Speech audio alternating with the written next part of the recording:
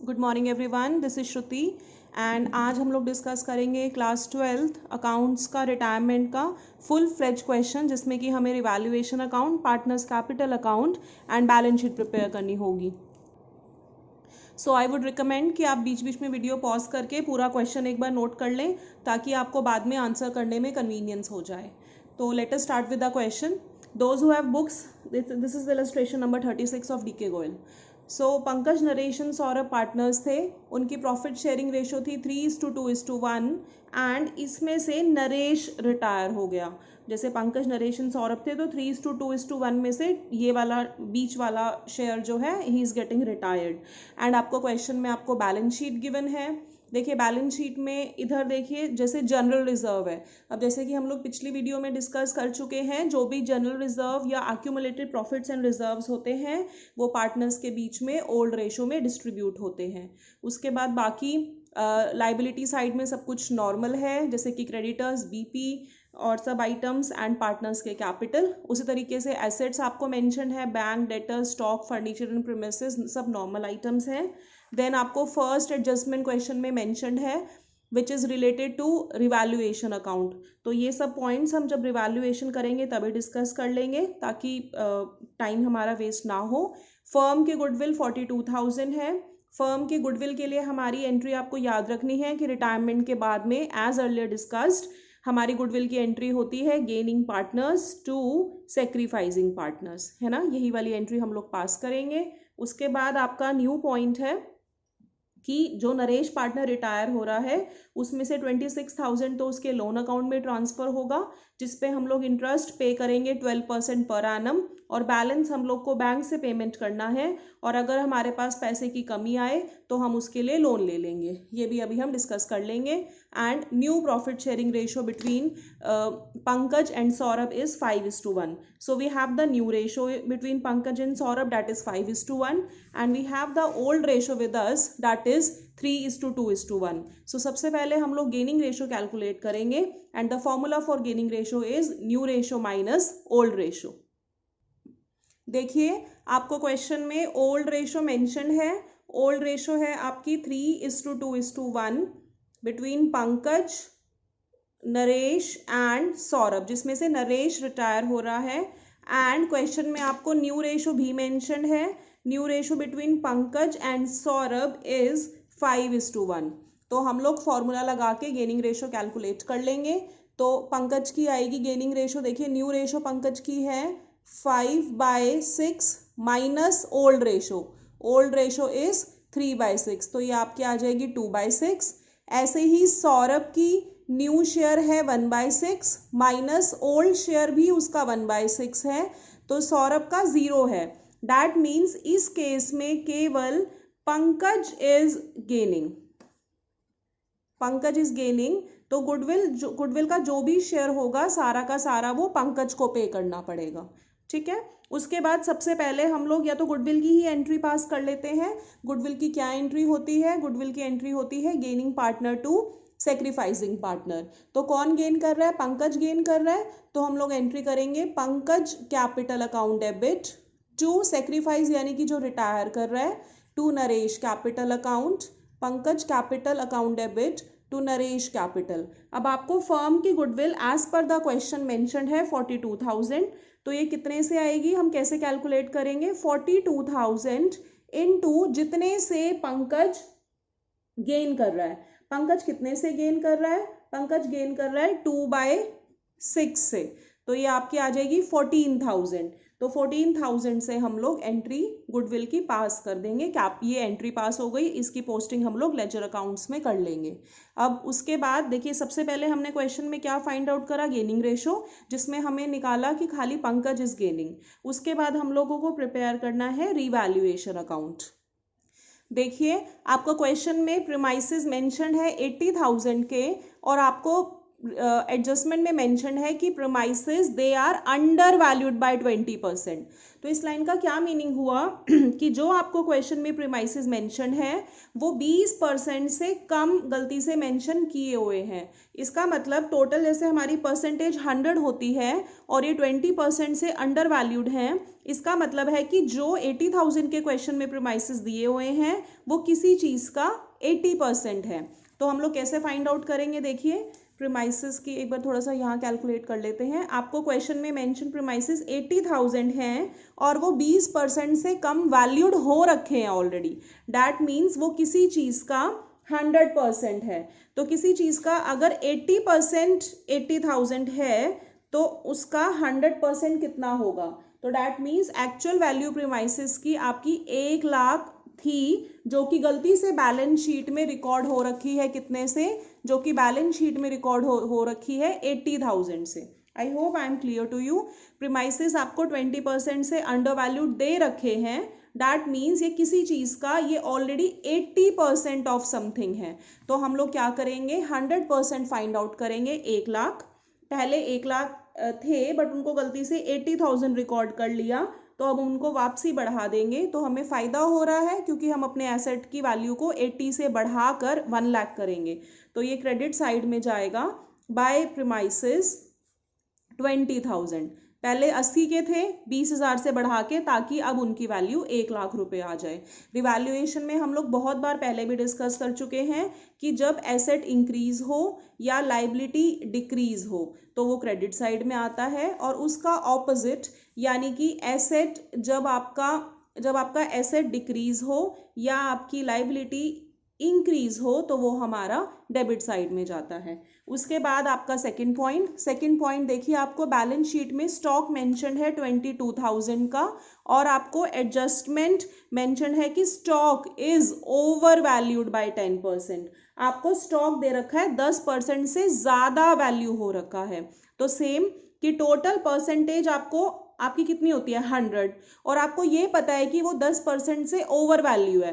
That means जो ये 22,000 है ये किसी चीज़ का 110% है, क्योंकि वो 10% से ओवर वैल्यूड है। तो कैसे निकालोगे, 22,000 किसी चीज़ का 110% है, तो 100% कितना होगा? तो it will B 20,000। That means stock की एक्चुअल वैल्यू 20,000 थी, हमने उसको 22,000 रिकॉर्ड गलती से किया हुआ है, तो अब हम उसको कम कर देंगे, यानी कि रिवैल्यूएशन के डेबिट साइड में रिकॉर्ड करेंगे। तो हम लोग रिकॉर्ड करेंगे टू स्टॉक अकाउंट 22 को 20 बनाना है, तो हमको 2,000 से स्टॉक को रिड्यूस करना पड़ेगा। उसके बाद आपका नेक्स्ट पॉइंट क्या रखा है, ये वाला पॉइंट आपका हो गया है स्टॉक का। Provision for doubtful debts was 5% on debtors. Debtors पे प्रोविजन कितना बनाना था? 5%। तो देखिए डेटर्स हैं कितने के, ओरिजिनल वैल्यू देखते हैं हम लोग। डेटर्स कितने के हैं? आपके डेटर्स हैं 6,000 के, ठीक है, 6,000 के डेटर्स हैं और इन पे प्रोविजन है 400 रुपये का। अब देखो कैसे करोगे, देखो बिल्कुल ध्यान से देखेंगे। डेटर्स आपके 6,000 के थे, उन पे 5% प्रोविजन बनाना था, राइट। तो 5% कितना आएगा? 5% इनका आएगा 300 रुपीज़, यानी कि आपका प्रोविजन 300 रुपये होना चाहिए। और आपका प्रोविजन देखो है कितना, आप प्रोविजन लाइबिलिटी होता है, आपका प्रोविजन है आपका 400 रुपीज़ का प्रोविजन है। तो देखो 400 रुपये के प्रोविजन लाइबिलिटी को आपको कितना बनाना है? 300 बनाना है। तो आपकी लाइबिलिटी कम हो रही है, फायदा हो रहा है, तो हम इसको रिवैल्यूएशन के क्रेडिट साइड में रिकॉर्ड कर देंगे by provision for doubtful debts. कितना? 100 रिकॉर्ड करोगे, क्योंकि 400 था और आपको अब 300 बनाना है। I hope I am clear to you. उसके बाद आपको क्वेश्चन कह रहा है further provision for legal damages is to be made for 4100। अब देखो already provision for legal damages question में मेंशन था कितना, 6000 रुपये का मेंशन था, और ये तो आपको साफ साफ वैल्यू गिवन है कि आपको 4100 और बनाना है। तो सिंपल लाइबिलिटी हम 4100 से इंक्रीज कर देंगे। जब हमारी लाइबिलिटी इंक्रीज होती है तो नुकसान है वो डेबिट साइड में आ जाएगा।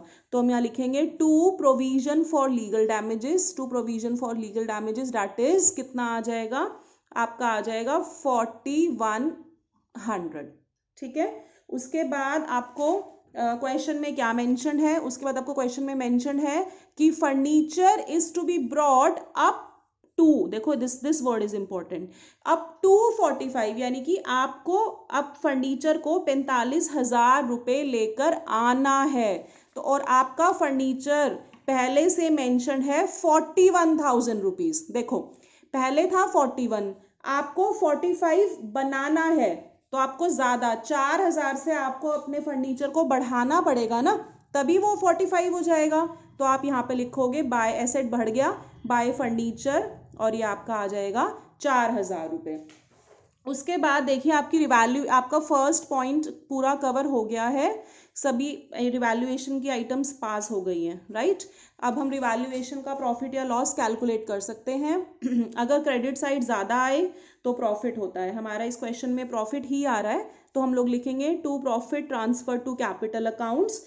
रिवैल्यूएशन का प्रॉफिट ओल्ड रेशो में ही डिस्ट्रीब्यूट होता है as discussed in our previous videos, Pankaj, Naresh and Saurabh, and it will be distributed in old ratio that is 3:2:1। तो सबसे पहले हम क्रेडिट साइड का टोटल करेंगे, जो भी साइड ज़्यादा होती है उसका टोटल करते हैं। तो 24,100 इसका टोटल आ गया, यही टोटल हमने यहाँ नोट डाउन किया। फिर इस 24,100 में से हमने 2,000 और 4100 माइनस करा, ये हमारा आ गया 18,000। इस 18,000 को हम लोग ओल्ड रेशो डेट इज 3:2:1 में डिस्ट्रीब्यूट कर देंगे। तो ये आपका आ जाएगा 9,000, 6,000 and 3,000 which is distributed in old ratio. So our revaluation point is done. अब हम लोग करेंगे कैपिटल अकाउंट। देखिए एज डिस्कस्ड अर्लियर ऑल्सो, अगर आपको याद होगा तो मैंने बताया था कि कैपिटल अकाउंट में चाहे कोई सा भी चैप्टर हो, बैलेंस बीडी तो आएगा ही आएगा।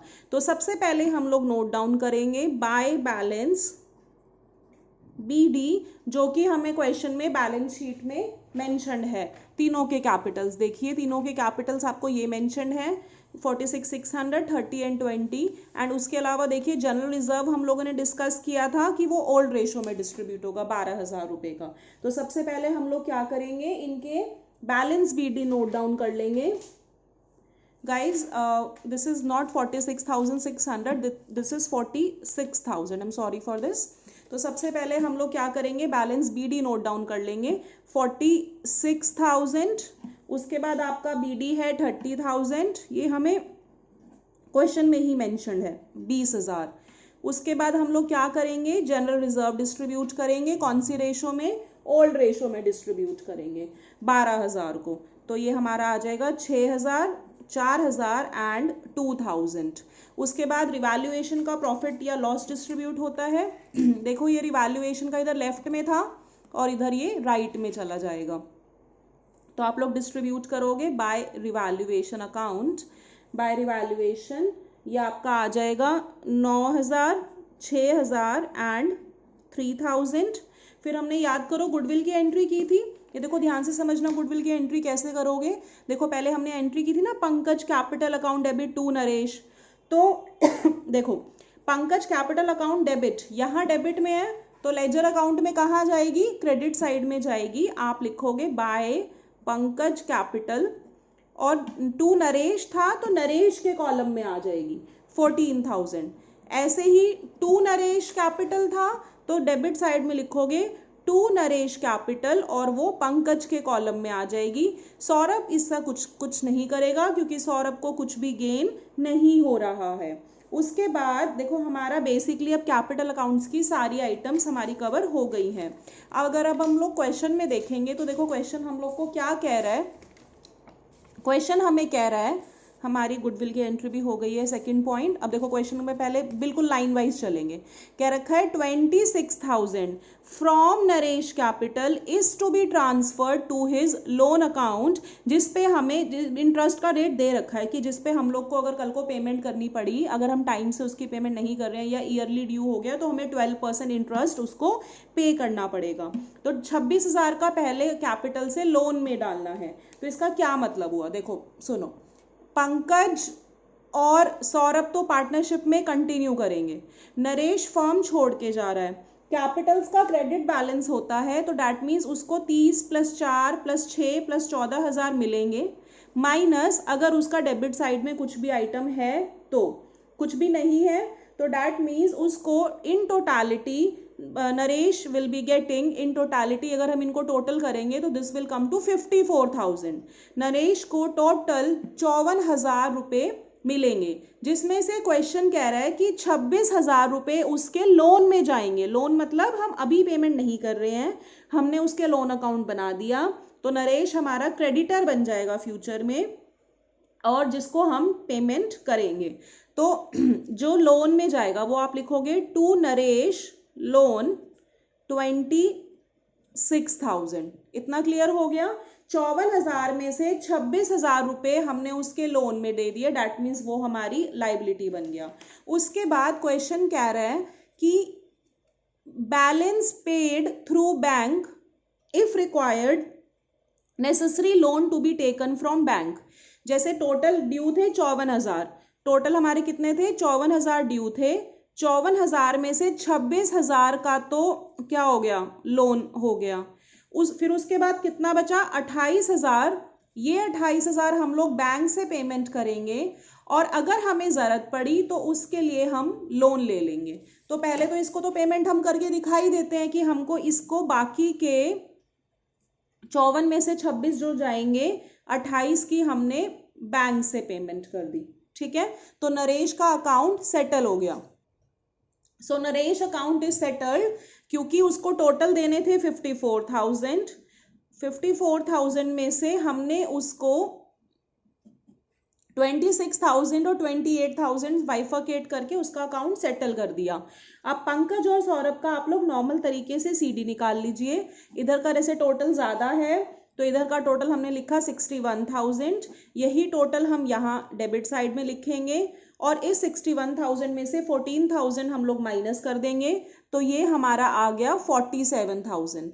ये हमारा हो जाएगा to balance CD for Pankaj. उसी तरीके से सौरभ का इधर तो कुछ है ही नहीं तो यही साइड ज़्यादा है, कितनी हो जाएगी 25,000, यही टोटल यहाँ लिखा और इस 25,000 यही हमारा CD हो जाएगा, ठीक है। नरेश का सेटल कर दिया, 26,000 का लोन और 28,000 की bank payment. Now coming to balance sheet. Balance sheet से पहले हम लोग एक बार लोन डिस्कस कर लेते हैं। देखो क्वेश्चन में बैंक का बैलेंस आपको ऑलरेडी मेंशन है 7,600 और उसके अलावा हमें ये पता है कि हमें उसके अलावा कुछ भी पैसा और कहीं से नहीं आया है। तो बैंक का ऑलरेडी बैलेंस है 7,600 और अगर हम लोग देखेंगे नरेश का कैपिटल अकाउंट, तो नरेश के कैपिटल अकाउंट में देखो नरेश को बैंक से पैसे कितने देने हैं, 28,000 हम लोग को उसको बैंक से पैसे देने हैं। और हमें क्वेश्चन ने ये भी बोला था कि नरेश को आपको बैलेंस बैंक के थ्रू पे करना है और जो नेसेसरी होगा उसके लिए हम लोगों को लोन लेना पड़ेगा। तो आपको ये पता है कि बैंक में पहले से ही बैलेंस आपका 7,600 है, लेकिन आपको नरेश को कितने रुपए देने हैं, आपको नरेश को 28,000 रुपये देने हैं। तो इसका मतलब आपको कितने का लोन लेना पड़ेगा, 20,400 का आप लोगों को लोन लेना पड़ेगा। तो देखो अब एसेट में तो आ नहीं सकता बैंक क्योंकि ये तो यूज़ हो चुका है ना 7,600 तो ऑलरेडी, उसके अलावा 20,400 का एक्स्ट्रा यूज़ हुआ है जिसके लिए हम लोगों ने लोन लिया। तो हम लोग लाइबिलिटी साइड में बैंक लोन रिकॉर्ड करेंगे 20,400 रुपये का, ठीक है। अब उसके बाद बैलेंस शीट बनाते हैं। देखो जैसे कि पहले डिस्कस किया था वही हमें लाइन वाइज चलना है, जैसे कि आपको क्वेश्चन में मेंशन होगा। तो देखो क्वेश्चन में कैसे कैसे मेंशन है। क्वेश्चन में रिजर्व है, रिजर्व हम लोग डिस्ट्रीब्यूट कर चुके हैं। क्रेडिटर्स में कोई चेंज नहीं था, तो क्रेडिटर्स आपके 28,000 के एज इट इज रिकॉर्ड हो जाएंगे। उस तरीके से बिल्स पेबल में no change, so it will be recorded as it is. ऐसे ही सैलरी 2200, सैलरी में भी कोई चेंज नहीं है। प्रोविजन फॉर लीगल डैमेजेस, देखो ये पहले था 6,000 रुपये का, अब ये नया 10,100 कैसे आया याद करो। देखो पहले था 6,000 रुपये का और हमने 4100 की और डैमेजेस लीगल बनाई थी, प्रोविजन बनाया था, तो हमारा टोटल आ गया 10,100 रुपये का। फिर नेक्स्ट आइटम हमारी नरेश लोन की आएगी, जो कि क्वेश्चन ने मेंशन करा था कि 26,000 तो हमें उसको लोन की रीपेमेंट करनी है। देखो जो इंटरेस्ट है वो अभी इस तारीख को रिकॉर्ड नहीं होगा। ये कौन सी डेट है? ये तो डेट है जिस डेट को नरेश अभी रिटायर हुआ है। इंटरेस्ट तो हमारा 1 साल खत्म होने के बाद ड्यू होगा ना, तो अभी इसमें इंटरेस्ट की कोई एंट्री नहीं होगी, सिंपल नरेश का लोन अकाउंट आएगा। कैपिटल दोनों के जो बैलेंस शीट में दोनों के सीडीज जो कैलकुलेट करे थे वो आ जाएंगे। देखो ये रे नरेश का पंकज का 47,000 और सौरभ का 25,000, तो ये इन दोनों के कैपिटल आ गए 47 और 25, ये हो गए 72। बैलेंस शीट का टोटल हो गया 1,70,700। ऐसे ही एसेट्स देखेंगे हम लोग। एसेट्स में देखो सबसे पहली आइटम आपकी क्या थी? डेटर्स की थी। बैंक था सबसे पहले ऑल्दो, बट बैंक तो हम लोगों ने क्या किया, बैंक के लिए तो हमने लोन ले लिया, तो बैंक तो हमारा खत्म हो गया। डेटर्स आपके थे 6,000 रुपये के थे। ऑलरेडी आपको प्रोविजन, आपको क्वेश्चन में मेंशन था, प्रोविजन था 400 रुपीज़ का, जो कि अब हमें 5% बना के हम लोगों ने 300 बना लिया था, तो न्यू प्रोविजन आपका 300 हो गया। तो ये आपका आ गया अब नया डेटर्स कितने के हो गए? 5700 रुपये के। उसके बाद आपकी क्या मेंशन थी? स्टॉक मेंशन था। स्टॉक आपका 22,000 का था, जिसको आपने 2,000 रुपये से रिड्यूस कर लिया था, तो आपका नया स्टॉक आ गया 20,000। 22,000 में से हम लोगों ने 2,000 रुपये माइनस कर लिया है। फर्नीचर की वैल्यू क्वेश्चन में मेंशन थी कि अब 45,000 आपको बनानी है, तो ये ऑलरेडी पहले फर्नीचर था 41,000, जिसको हमने 4,000 रुपये से बढ़ाया था, तो हमारी नए फर्नीचर की वैल्यू आ गई थी 45,000। उसी तरीके से प्रीमाइसेस थे आपके, प्रीमाइसेस थे 80,000 के, जो कि अंडर वैल्यूड हो रखे थे, तो हमने उनको क्या किया था?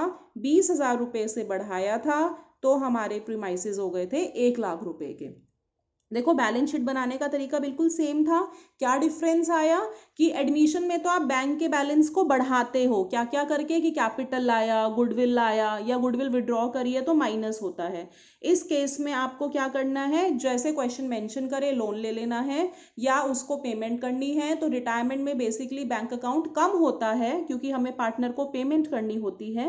एडमिशन में बैंक का अकाउंट यूजुअली इंक्रीज होता है, क्योंकि नया पार्टनर फर्म में कैश, गुडविल लेकर आता है। Okay, thank you so much for watching.